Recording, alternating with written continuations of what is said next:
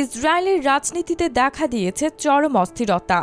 একের পর এক শরিক দল জোট ছাড়ছে। সংকটে পড়েছে নেতানিয়াহুর সরকার। প্রশ্ন উঠছে, এই চাপের মুখে কতটা টিকতে পারবেন মধ্যপ্রাচ্যের এই প্রভাবশালী নেতা।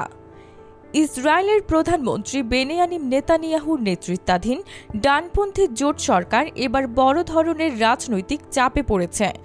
জোটের অন্যতম শরিক কট্টর রক্ষণশীল ইহুদি দল শাস পার্টি সরকারের সঙ্গে সম্পর্ক ছিন্ন করার ঘোষণা দিয়েছে।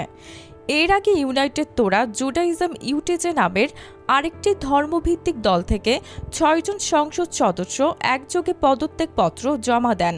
মূলদ্বন্দ্বের কেন্দ্রবিন্দু সামরিক বাহিনীতে বাধ্যতামূলক নিয়োগ। ইসরায়েলের সব নাগরিকের জন্য সেনা সেবা বাধ্যতামূলক হলেও অতি ধর্মানুরাগী শিক্ষার্থীরা এতদিন ছাড় পেয়ে আসছিলেন, কিন্তু ইসরায়েলি সুপ্রিম কোর্টের রায় অনুযায়ী সেই অব্যাহতির সুযোগ শেষ। নতুন একটি আইন প্রণয়নের উদ্যোগ নেওয়া হলেও সেটি ইউটিজের দাবি মেটাতে পারেনি।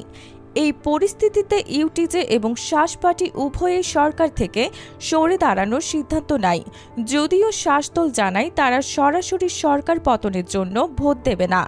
জোট থেকে এসব দলের প্রস্থানের ফলে নেতানিয়াহু সংসদে কার্যত একটি সংখ্যালঘু সরকার নিয়ে কাজ চালাতে বাধ্য হবেন। এতে আইন পাশ, বাজেট অনুমোদন বা যুদ্ধবিরতির মতো গুরুত্বপূর্ণ ইস্যুতে রাজনৈতিকভাবে দুর্বল হয়ে পড়বেন তিনি। নেতানিয়াহু সরকার কি এই সংকট সামলে টিকে থাকবে নাকি সামনে ভেঙে পড়বে? আপনার কি মনে হয়? কমেন্টে জানাতে ভুলবেন না। ভিডিওটি ভালো লাগলে অবশ্যই লাইক দিন।